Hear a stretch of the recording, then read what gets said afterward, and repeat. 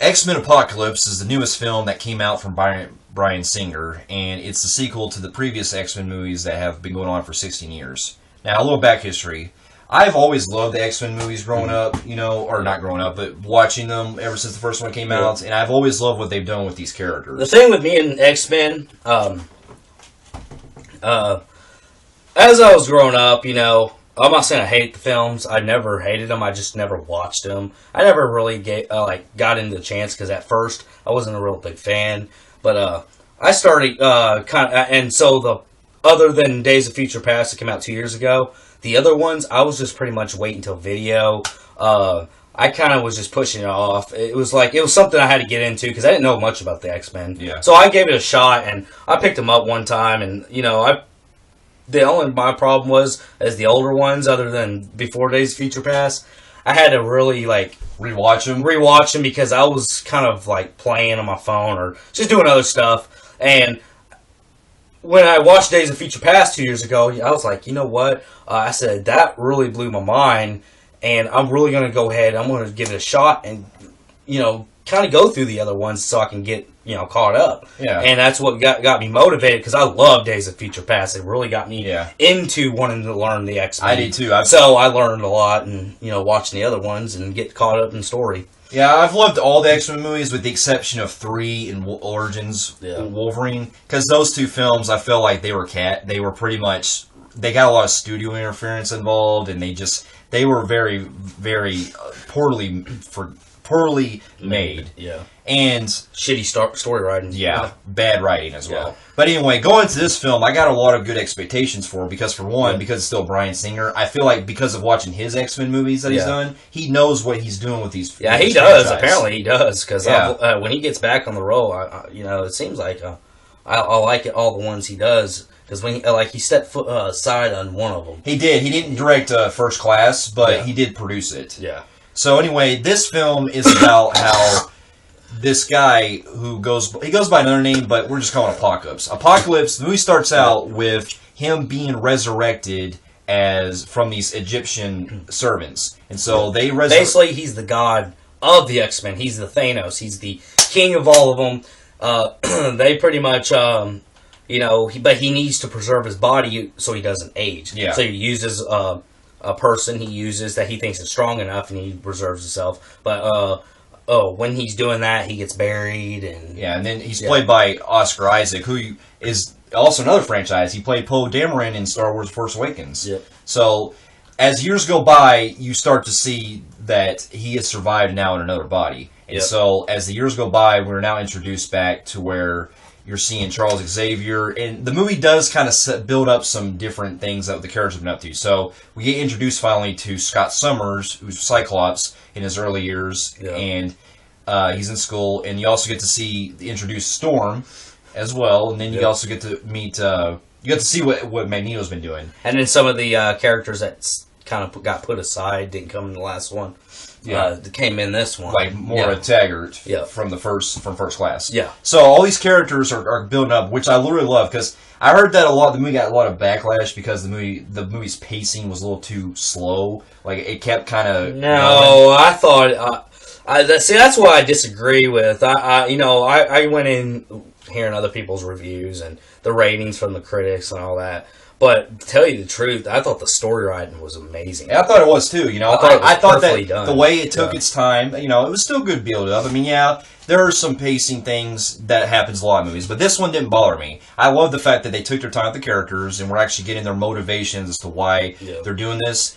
And when the movie gets into go in action, when Apocalypse comes, because what happens was, okay, you got Storm, you got Archangel, and you got Magneto and Cyclops all coming together, who are the Four Horsemen, who are joining Apocalypse after he's resurrected. Yeah. And so Apocalypse's plan is because there's what was his motivation? So his motivation is he after coming back, he gets kind of like his powers are so powerful he can like touch anything and he can learn everything about it. So he sees a TV.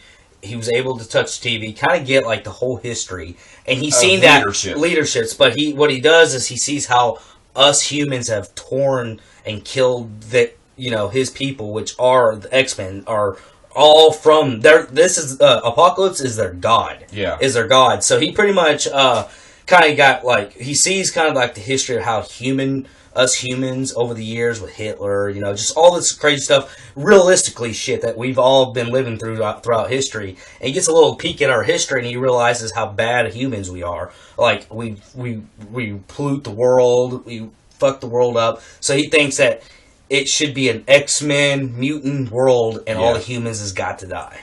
Yeah. Yeah, and so this brings in Charles Xavier, who is still currently running the actual Xavier Institute, which is now an actual school. Yeah. And this also gets us back where Jennifer Lawrence's character Mystique comes back into play, and she has to go to Charles Xavier because she realizes that Magneto is now with him. Yeah. With so basically, Apocalypse is when he realizes that that's his motive, he goes around pretty much brainwashing these other X-Men or other mutants, or in some cases used to be X-Men people, and he brainwashes them and pretty much tells them like he kind of like gets in their mind, telling them, look at the humans, look what they've done to you, look at how they don't trust you. We must get them off this planet. This is our planet. Yeah. And he pretty much, his motive is to destroy the world of human free and making a world for his mutants. And so the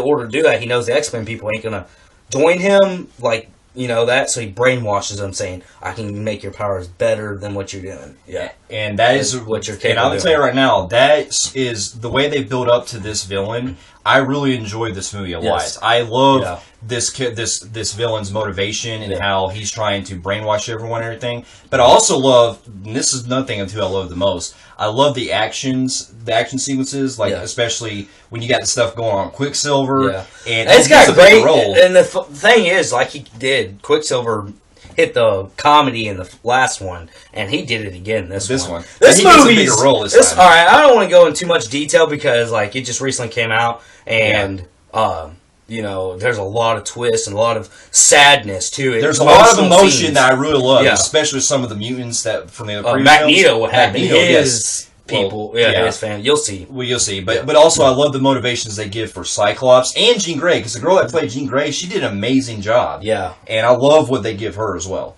And so, the movie, I think the only thing I probably could have seen more is, like, I guess they could have expanded more on some of the characters we didn't really get to know about. Like, Archangel, we could have seen a little more of him, and maybe see a little bit more with Nightcrawler. But okay, I'll give him that. A little bit more backstory. But the rest of them they did fine. But also another thing to really gripe, maybe I'm not understanding this too well, but I was kind of questioning Mystique's motivation in this movie, the Jennifer Lawrence character, because I am kind of wondering. Because notice how you see.